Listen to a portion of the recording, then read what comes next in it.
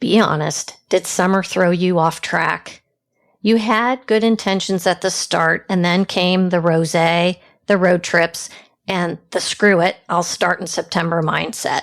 But here's the thing, your midlife body doesn't bounce back like it used to, and that's not your fault. It just means your strategy needs an upgrade.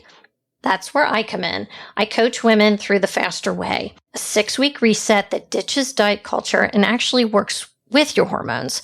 We focus on fat loss, lean muscle, balanced meals, and yes, you get to still eat carbs.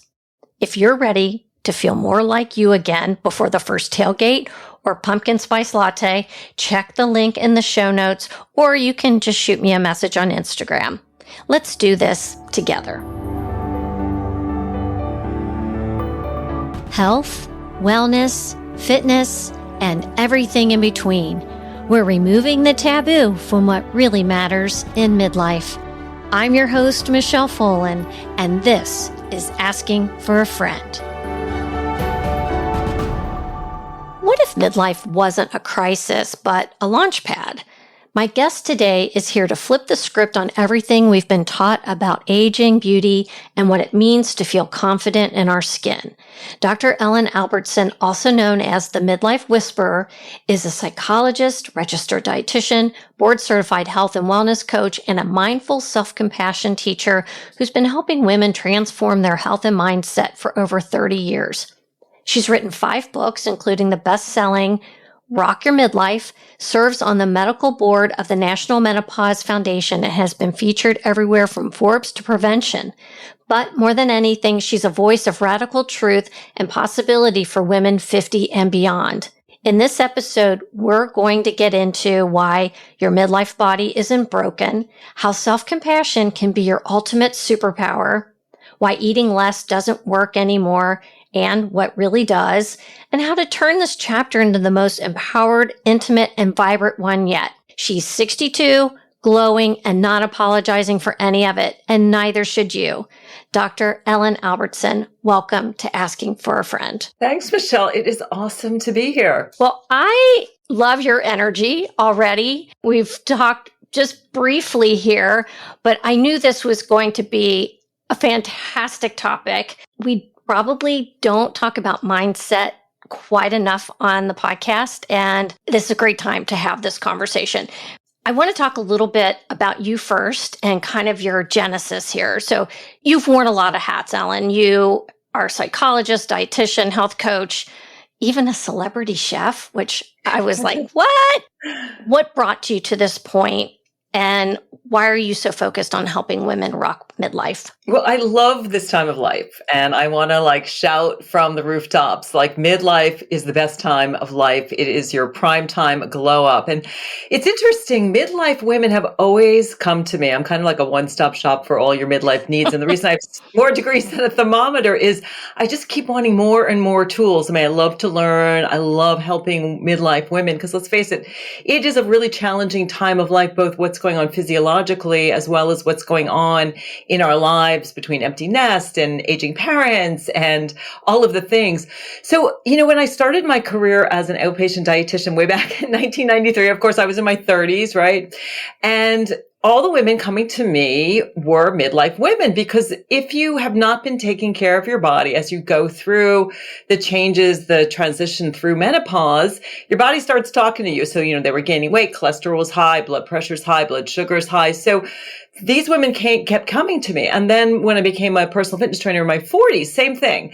What is going on with my body? And this is before we were talking about menopause. And then, I'm in it myself. So I just love this time of life. It kind of found me. And so I am just so dedicated to helping midlife women rock their midlife. You've said at 62, you feel more confident and beautiful than ever. Was this a turning point in your own life that helped you fully own that truth? Well, the biggest turning point was learning self-compassion, because when you learn to treat yourself the way you would a good friend, You stop, judging yourself, or you catch those thoughts. You are kind to yourself. You treat yourself basically like you would treat, your bestie.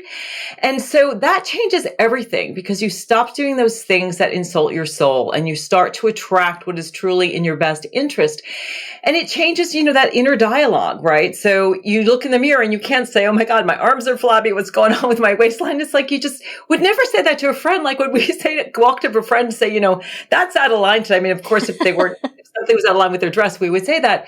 The other thing that is so magical about self-compassion is that you stop caring what other people think about you, and you care about yourself. And so that really brings out the authenticity. So confidence, the root of the word confidence is to confide. You start to trust yourself because you're not doing everything. I know for myself, I was always like on this treadmill. Like first it was like pleasing the parents. When you're a kid, I was that good girl, right? That perfectionist with a fierce self-critic, really wanting to I want my parents to love me. So I'll be perfect, right? Get into the right schools, get the right job, do all of those things, do what society said is going to make you feel okay. And it's kind of like I was climbing up this ladder of success, but the ladder was up against the wrong building. And I think that's a lot of us at midlife, right? We've been clawing up this ladder of success, and we get to the top and we look around and we're like, wait a minute, I am not happy. I don't feel good. I don't like my life. And so for me, that was that turning point of learning self-compassion and giving myself permission to really know and love myself, take care of myself, and stop really, getting off that treadmill of trying to make everybody else happy. I thought, well, if I make everybody else happy, then I'll be happy. They never got happy. Like, we're each in charge of our own happiness. So I think the turning point for me was really self-compassion. That led to me leaving a 25-year marriage. It really helped me through a lot of the crises that we have, everything from menopause and emptiness. Also, I'm a breast cancer survivor. I went blind 3 times. I had a retinal detachment. So it's like self-compassion has seen me through everything. So it really is a superpower. Like you truly. Yeah, you have to embrace it as a superpower almost to be able to navigate this time of life. You brought up something about it after 25 years, we're like, okay, what's going on? Like your marriage. What is it about women in their 50s and 60s? I mean, they're dealing with loss, sometimes of loss of roles, right? Empty nest, whatever. Their bodies are changing. Sometimes they're stuck in this rut where they're not even sure of their own identity. How do we start rebuilding a new version of ourselves without the old baggage? Well, first of all, we have to allow things to be there before we can get to acceptance. It's sort of this allow what is, like, this is where I'm finding myself right now. Then there's that acceptance, which we can change. And then there's embracing of where we are. I tell people, put the bags down, unpack them, change that story. So I could look at, my marriage and it was such a mess and he was awful and blah, blah, blah. Or I could say, you know what? When I was in my 30s and 40s, this is what I needed then. I learned a lot from that relationship. I learned a lot about media. We were literally the cooking couple in the 90s. We were celebrity chefs. It's helped me with my whole platform and career in media. So there was a lot of really good things. We have 2 beautiful children. So you can unpack the bags and say, okay, who was I? Rewrite that narrative, because everything that's happened to you has brought you to this moment. And this moment is all that you have. So you come to the present moment and then you start thinking about, okay, this future self, like, who do I want to be? And age is totally doesn't need to be part of that equation. I like to say I'm a perennial. I've got gorgeous gardens here. We've got our lilacs, we've got our lilies. We just had an amazing, tulips. And, so be a perennial and think about, okay, who am I becoming?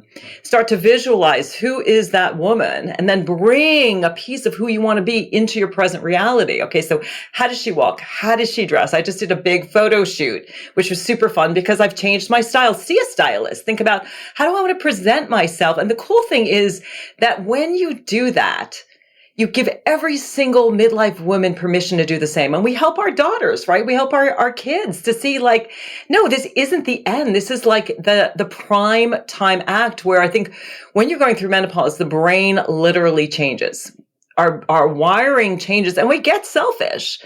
And so you can start to say, okay, what do I want in my life? And we're living longer. If you take care of your body, you've got another 20, 30, 40 years. I'm hoping to make it to 100 plus. And so you've got this incredible, juicy chapter. So think about, okay, what's this next version of myself and how do I start bringing her into my now? I love midlife pivots. It like gets me so excited. And this is what's so fun about doing this podcast is I get to meet women like you that are really doing these incredible things in our 60s. Think about our mothers when they were 60. And we thought that was so old. Right. We all have that experience somewhere back in our memories, right? Of what 60 was supposed to look like. And I think we've looked at midlife sometimes as this downhill slide. But from what you're saying, it's really just the beginning. So how do we unlearn all that we've thought to really thrive in this chapter? Yeah, well, the first thing, practicing that self-compassion is really important, and noticing your thoughts, noticing when I have this thought, oh, I look so old, I feel so tired. And do you want to believe that thought? We have, something like 40 to 60,000 thoughts every single day. And some of them are neutral, some of them are positive, some of them are negative. And so when you have the negative thought, it's not like you can't push the negative thought down, but you're like, question that thought, get curious. Like, why am I having that thought? And a lot of it, frankly, is the media. If women felt beautiful and attractive, we wouldn't buy all the stuff. It's the media wants us to feel bad about ourselves so that we buy all the things. And it's disempowering for women, right? When we don't love ourselves, when we're feeling bad, when we feel like our best years are behind us, it takes our power away. And we need to take our power back and say, wait a minute, I have this space and time. Maybe, I'm empty nest now, or maybe I'm looking at retirement where I'm going to have this time on my hands. Maybe I've let my body go a little bit. I need to focus on that. And so what are the things that me want? And we need to also get rid of this idea about being selfish. Be selfish. Yes, absolutely. 100%. Self-care isn't really selfish. It's really about feeling your best, because when you feel your best, then you can take care of the people. Like I'm taking care of 93, 95-year-old parents, and I've got 24 and 28-year-old kids. And, I've got partner in my life and other people and the 86-year-old wonderful lady who lives across the street that I help with. But you got to take care of yourself first. So you need to get rid of that kind of dialogue around this is selfish. And I work with that with my clients all the time. I had one client, she loved to eat right. She loved to work out, but she wasn't doing it because every time she did the self-care piece, she felt guilty. Mm-hmm. So we had to do this sort of internal family systems work and really kind of understanding. She was like, oh my God, that's what's keeping me going from the gym. We feel so guilty when we go to the gym, when we take time to prep meals, that we don't do those things because that guilt's kind of trying to protect us, but it's not beneficial at this point in our life. So many times we feel guilt and it's not beneficial. Guilt's great if you've done something wrong, a behavior that you want to change. So let's say you yell at your kids, yell at your parents, yell at your dog, right? And you're like, oh my God, that's not me. I don't want to do that. It's against my core values. So you change your behavior. But being nice to yourself, taking care of your body is a good behavior that you want to do more of. And so you have to really question these feelings that come up when you start taking care of yourself, because again, we've been conditioned that everybody else comes first. And then there's no energy for us. And then again, this piece of this dialogue of I feel so old, it's too late, I'm washed up. That is just total BS. And also I would recommend follow cool people, right? I've started following you and I love the vacuuming. And I follow you. Yeah. The vacuuming with the face mask, right? With the I guess it's great. And don't take yourself too seriously too. I think we need to lighten up. And I think, for me, the breast cancer diagnosis was such a wake up call of you're running out of time. And I think that's the bigger question. When I'm 80 and it really is too late to do those things, what do I want my 80-year-old self to say? Thank God you did that thing. Thank God you took care of your body. Yes. Thank God you wrote that book, started that podcast, did that side hustle, took that pottery class, right? So you look back and you're like, okay, I made the best use of the limited amount of precious time that I have. Okay, a couple things. I'm like, I've got all these things I want to say. So you don't have to start a podcast or write a book, but take the pottery class. Or have you loved to paint? Go take a painting class. Go do something for you. Because let me just tell you something. Nothing fries my ass more than having a discussion with a client and we start talking about the meals. Here's your meal plan. This is proven to work. And they're like, oh, my husband will never eat this. And I'm like, who cares what your husband will or won't eat? This is not about him. This is about you. This is your time. You are doing this for you. He can go make his own damn food if that's, but I get really upset when I hear women not prioritizing themselves because they're worried about somebody else. And yeah, speed dial Domino's. Here, dear, here's the number for Domino's, right? Yeah. I mean, that was, the spouse thing is hard to do that piece. I'm blessed that I have a man who grows a mini farm in the back. He is a gardenaholic. That's nice. He just put in 32 blueberry bushes, and the garden we have more produce than we can use. But you have to take care of yourself. And, men need to, like, if you don't like it, then too bad. But, he might come on board too, right, over time, because the guys are having issues too, right? They're like, the penis is the canary in the coal mine. Oh, God. His cholesterol is high. It ain't working. Let me tell you how many of my clients' husbands have lost weight, actually more than their wives, by just paying attention to what they eat.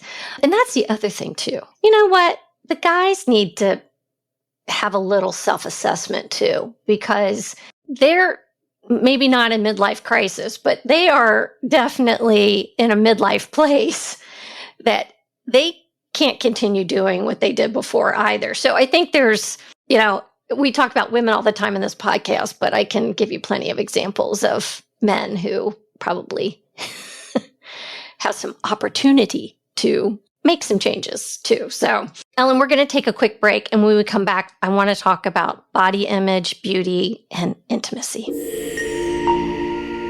I know how you might be feeling about your skin right now.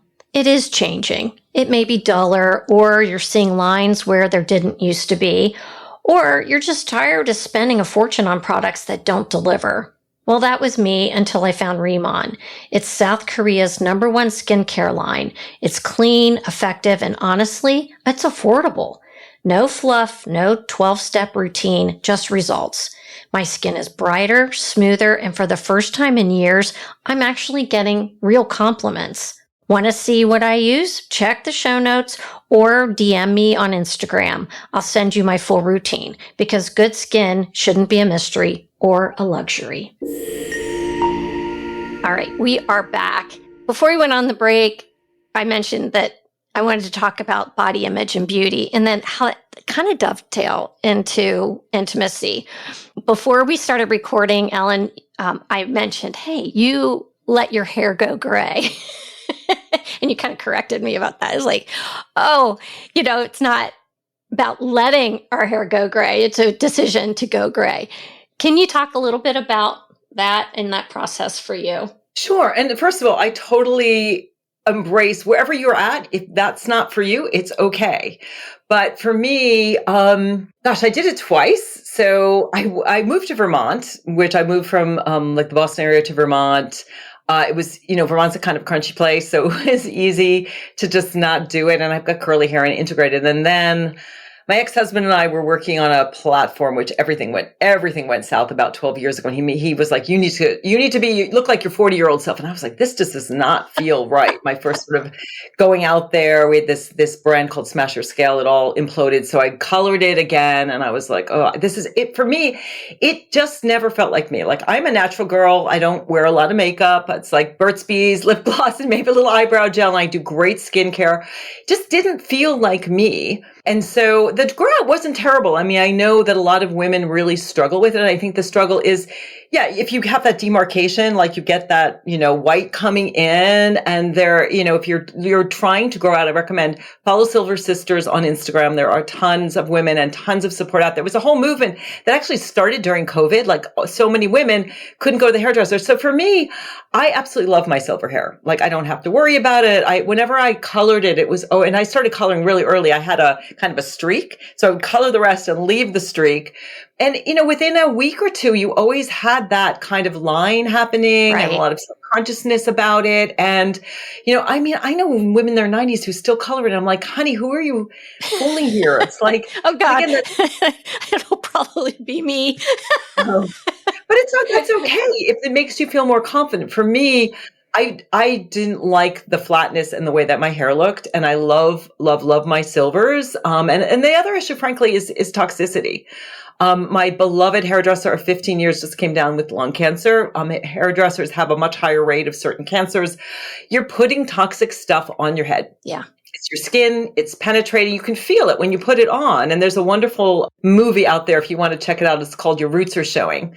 And it talks all about that. And there's a woman there who went into like anaphylactic shock from the hair dye. Ugh.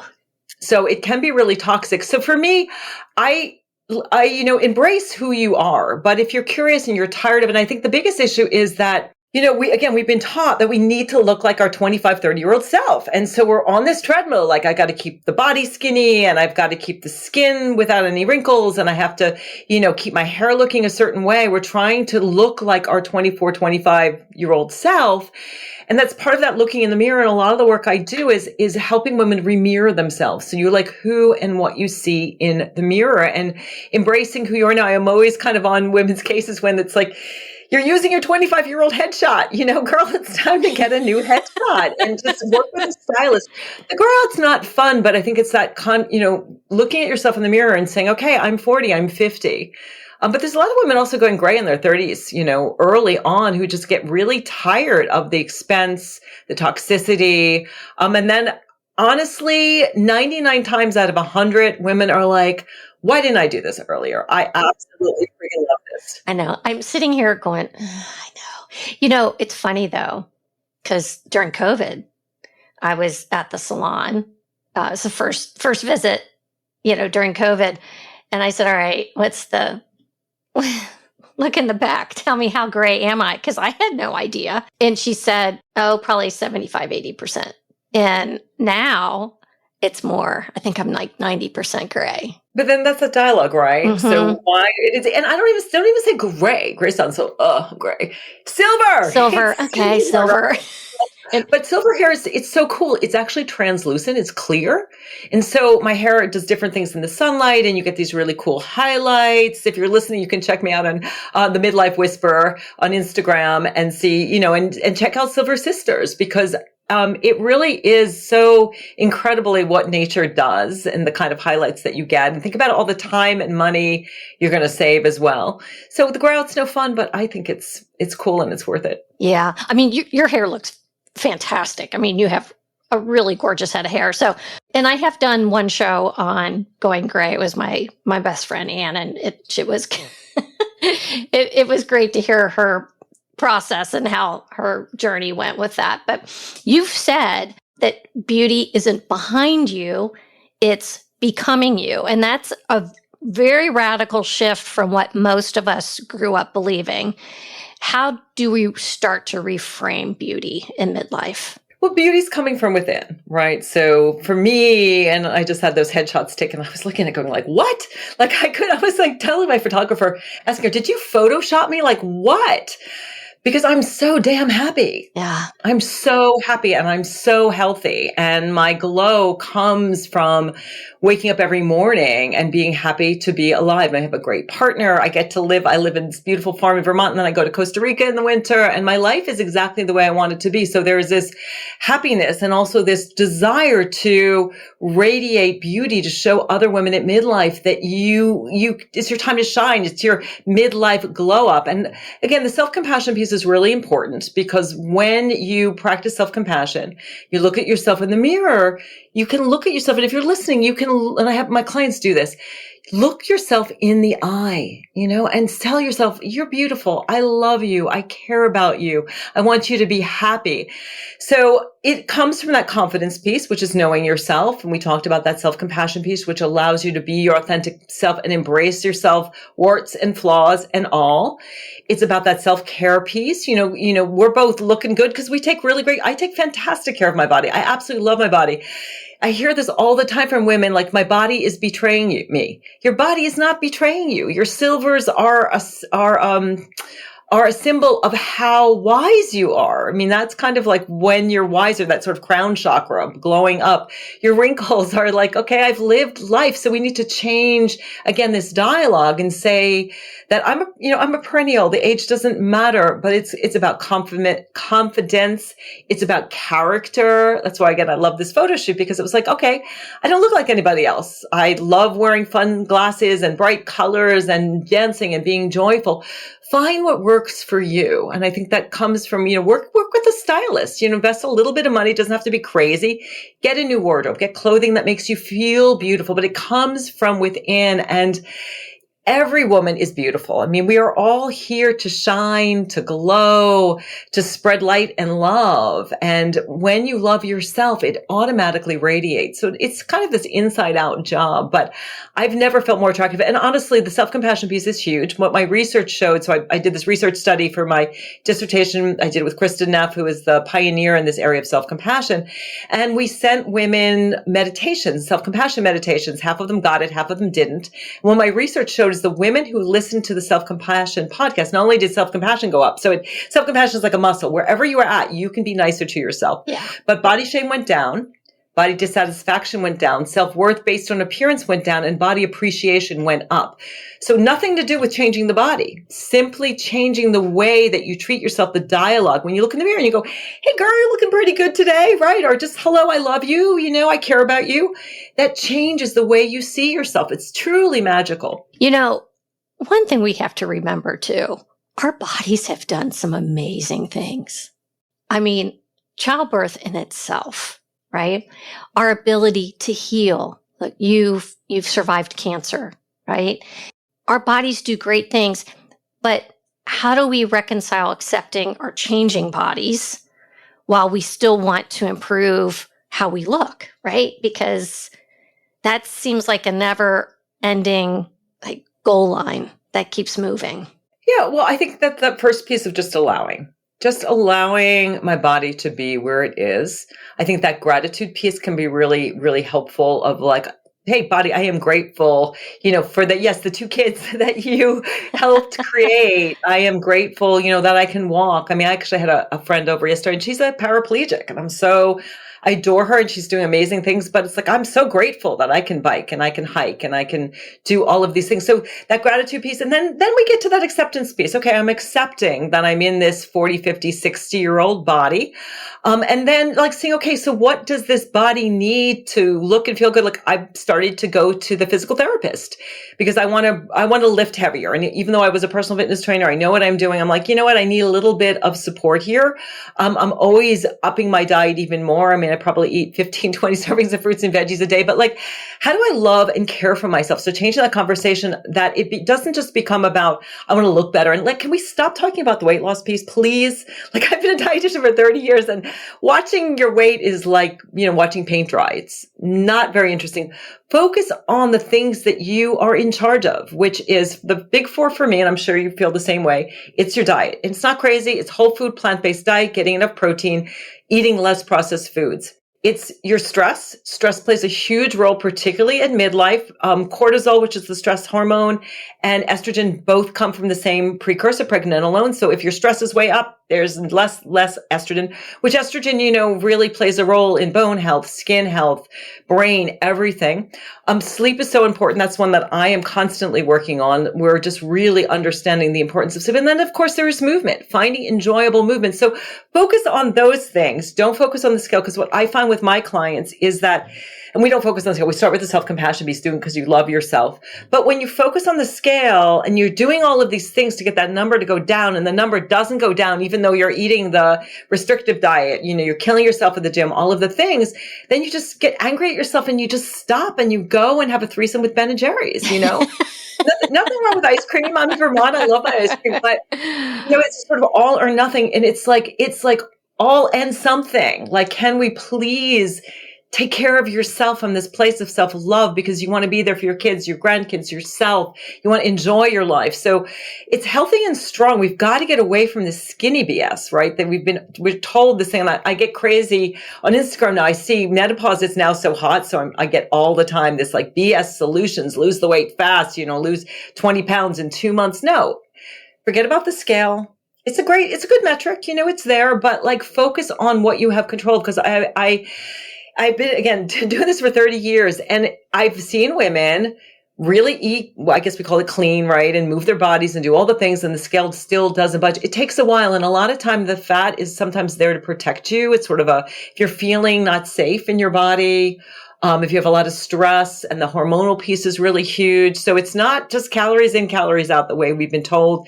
We overestimate exercise. Exercise is not a weight loss method, right? Exercise is like Prozac. It's great for your body, your brain, but it's something you do hopefully because you enjoy it, and to take care of yourself, and eating right. Again, this piece of self-care, and your body will get to where it's supposed to be in terms of your weight. And if that's a size 12, great. But focus on your health. Look at other metrics, look at your waist circumference, look at your blood pressure, your blood sugar, your cholesterol, all of those things. Focus on your health, focus on getting strong. I mean, my mom is 93, and it's hard. She's lost her muscle mass. Yeah. I don't want to be like that when I'm 93. That's why I'm trying to put on 10 pounds of muscle mass over the next couple of years so I don't get frail. Yeah. If any of my clients are listening to Ellen right now, see, it's not just me. You and I are 100% aligned on this. I actually ask my clients not to weigh themselves at the beginning. I'm like, let's for the first 6 weeks, let's not weigh ourselves. Let's let our bodies, because it's really about body recomposition. We're shifting from fat to muscle. The scale's not going to reflect that necessarily. And we also have, back to the self-compassion piece, it took us a long time to get to where we are right now in terms of our weight. If you expect huge changes at 6 or 8 weeks, hello, that's that you're not giving yourself any grace on that one. Yeah, adding to that, and I've been posting a lot about this on Instagram about eat less, exercise more doesn't work at midlife, and actually backfires, because that, again, we go back to that cortisol piece. When you are eating less than your body actually needs, your body goes into fight and flight because it thinks it's trying, your body just wants to keep you alive. That's the only thing it cares about. So when you eat that 1,600 calorie diet, your body goes into fight and flight, and it wants to hold on to everything. It ratchets metabolism down, appetite goes up, and you're starving and thinking about food all the time. And then, you have a binge, and then you beat yourself up, and you got to get off that cycle. And we're fine, that strength training is super important, not such intense cardio all the time. You've got to help your body it's all about feeling good. We are energetic beings. We are made of sunlight. So it's all about feeling good, finding the movement that feels good, the foods that feel good. That's, I eat right because I want to feel great. Yeah. Like when I eat crap, or even now, I can't drink alcohol anymore. I just feel horrible when I drink alcohol. I don't sleep, and it's hard because some of my friends still do. And it's like, it just doesn't do it for me anymore. It's so much about feeling good now. If you are following a program and you feel good, you're doing the right thing. Yeah, I love that. And I've had my own epiphany with alcohol too. I'll still have a cocktail here and there, but I could never, I'm like, I know now I cannot have more than one because I feel like hell, even at that moment. And then the next day, it's just 10 times worse. So I just choose to, I just went to Italy with my daughter, and I proved it there. I'm like, I can't do this. I can't keep up with the big boys when it comes to alcohol. Okay. I do want to talk about intimacy because women are whispering about it. Why is midlife actually the best time for real connection? Because we know ourselves. And we're done with the BS stuff. I mean, before midlife, it's like I would put this mask on, like I'd have to like show up a certain way, dress a certain way, have some alcohol, do all of these things. And then, it was really interesting with my man, Kenny, my fiance. We actually didn't have sex for a year and a half. We met during COVID. He wasn't quite working right. And the guys are having issues too. Mm-hmm. I needed a dry up period. Like Rebound Guy, it was just all about sex all the time. And it was like, no, I need to I need the person I'm becoming to be in alignment in the bedroom. And so, we worked on it. It took time, but now it's just, it's playful. It's honest. it's present, it's fun, there's no pressure, we're not going anywhere. So I don't know. I mean, I don't know. Everyone has a different experience, but it's just it's like the icing on the cake. It's this thing that we do together that really connects us, that is just totally a joy and fun. And we, give each other pleasure, and you can ask for what you need. You can try new things. It's this piece of that authenticity of, speaking up and saying, I don't like this, or I don't want to do this, or I'm not in the mood today. And I think so much, we feel like in marriage, it's like, well, if we were not having sex and the marriage is falling apart. For me, the sexual piece was often a Band-Aid. It's like, okay, if we're doing this thing, then the marriage is okay, but the marriage was not okay. Now the relationship is awesome. We started off as like adoring each other and best friends. And the cool thing about it too is that the touch, there's not this, like, there's always sort of this difference between sex, touching, like intimacy, and how we're relating, and out of the bedroom. And now it's just fluid. We're always touching, we're always dancing, we're always playful. It all just sort of goes together. And I saw your reel about hormone replacement. And I want to say, ladies, estradiol, topical estradiol is a lifesaver. It's not very expensive. Your OBGYN will give you a prescription. What it does is it gives you a JJ, as my best friend says, makes your vagina happy. So, it's moist, it's thicker, because if sex is painful, you're just not going to want to do it. And so I'm all about topical estradiol. I think they just got rid of the black box. They're working on it. Working on it. So, I'm a breast cancer survivor, and I take HRT.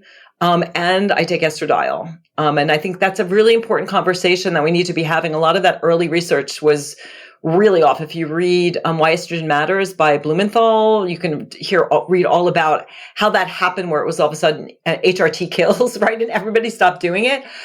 I mean, again, my mom's got osteoporosis, and that's the only way I'm going to prevent it. I mean, I can keep a track of the breast cancer piece, and I don't have estrogen, progesterone. You have to have the conversation with your doctor and see what your risks are. But it's also, there's so many reasons in terms of feeling good and aging well. Yeah. I think it's a piece of two. Instead of like trying to look younger, let's talk about aging well. Let's talk about that future, doing what we need to do now so your future self will thank you. Yeah, and kind of back to the intimacy piece too. Intimacy can look different for different couples. And I've had plenty of conversations with friends, clients, who their relationship has kind of transformed a bit. And they've made some decisions together that's not, that kind of intimacy isn't super important. But what may still be important is cuddling or finding different ways to pleasure each other.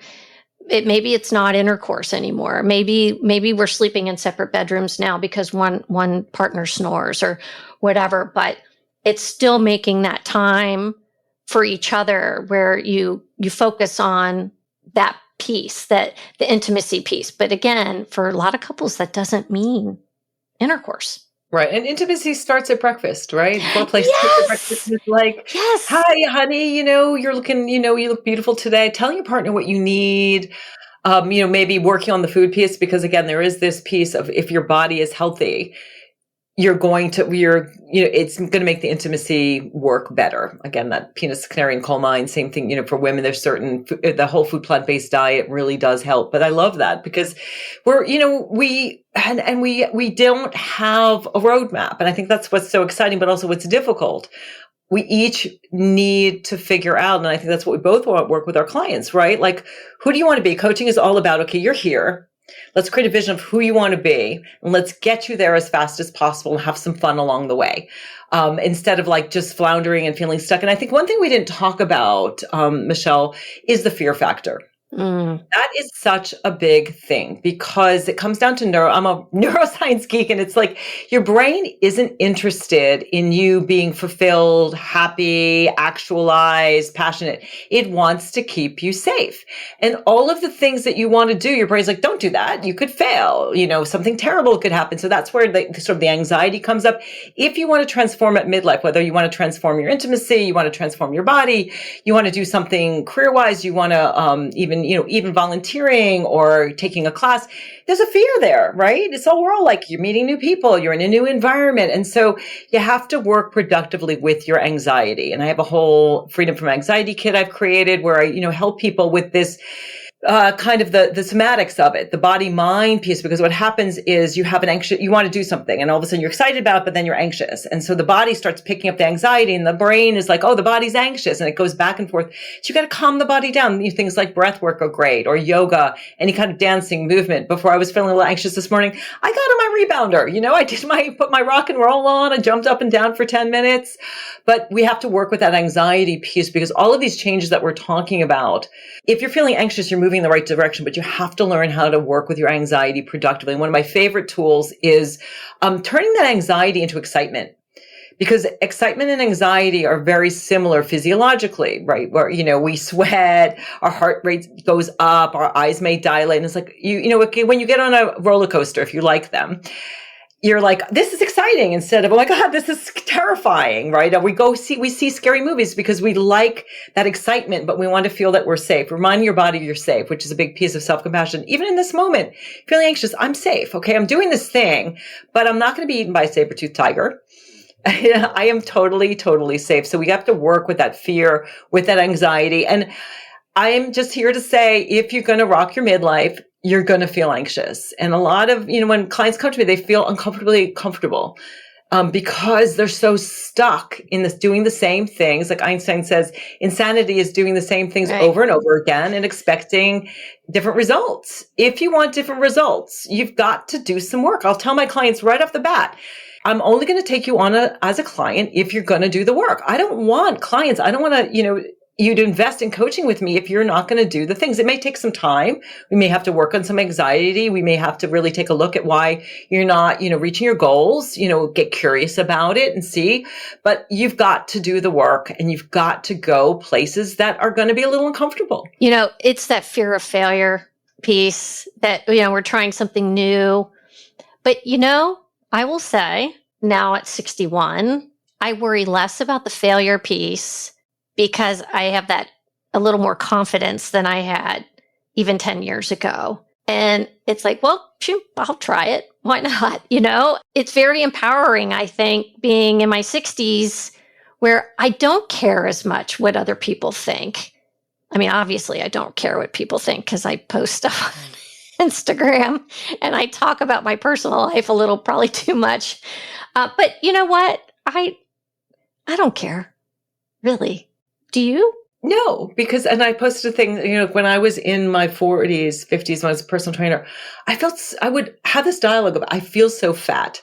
It was weird because, I think that's a piece of that whole weight loss piece of that. When things are going difficult in our lives, we're just like, I'm going to go on another diet. I'll change my body and then it'll be better. But I posted about that, like the sense of like, I was in like this puffy coat and I was having a hot flash and I was sweating and removing layers. And I was like, but the only thing going through my head was, I feel so fat. So I do post about, personal things.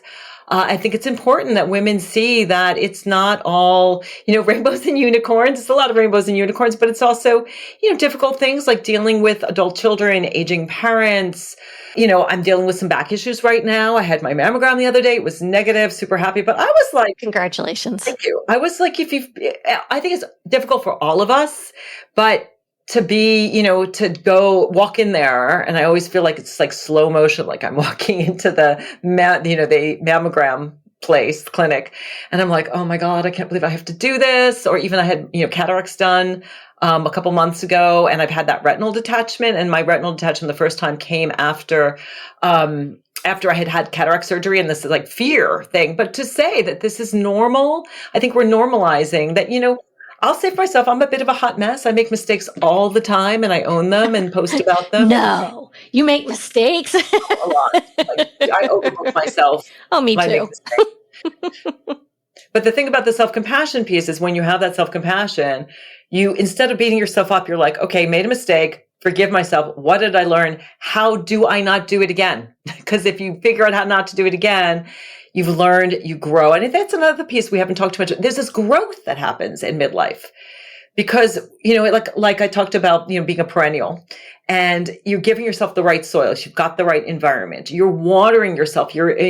Self-compassion is emotional regulatory technique. You're learning how to own all your emotions. I don't say good, bad emotions. There's positive ones and there's difficult ones. And then you're, the sunlight, like you're doing what brings you joy. You're connecting with people that you love. You're cutting those people off and those things off that, that aren't doing anything for you. You stop saying yes to everything and stop people pleasing, stop criticizing yourself and just be like, okay, this is who I am. And you grow because everything that's happening to you is all there because it's all there to help you with your becoming that woman that you are destined to be. I love it. I love this stage of life. And I think you just encapsulated it so well there. And I would love to know, Ellen, what's one daily non-negotiable that keeps you grounded? I have so many. I know. Don't we? I told you what I do in the morning for my self-care routine. It's crazy. But it's about habits. So, I think sleep is a real non-negotiable for me. If I don't sleep well, I feel terrible. Mm-hmm. I just do. So I'm really in bed 10:30, sleeping to 6:30. So that's kind of a non-negotiable. Certainly eating a healthy diet. Last couple of days we've been entertaining. So if my body's kind of like, I feel it, right? When I we eat a lot of plants. It's a green smoothie for breakfast. It's, salads, stir fries, all of those things for lunch. It's mostly plant-based, although I do eat a little bit of animal protein. When I don't eat right, everything starts to hurt. Like I feel inflamed. So diet's super important. Yeah, I guess those are the two biggies: sleep, diet, and also just having fun and joy and not taking myself too seriously. Movement. I move every single day. I probably move 2 to 3 hours a day, but I love it. That's that healthy lifestyle. And it's so cool where I live, both places I live. So many healthy, I guess we're not quite seniors yet, but it's like everybody is so into, I see in Costa Rica, everybody's walking every morning, everybody's playing pickleball, everybody's swimming. And the same thing here in North Europe, people are biking and we're dancing and we're feeling so good. We're doing yoga. So that movement piece. So I would say the diet, the sleep, and the movement are all non-negotiables for me. Amen. I love it. Very good. What is one thing you wish every midlife woman knew about herself?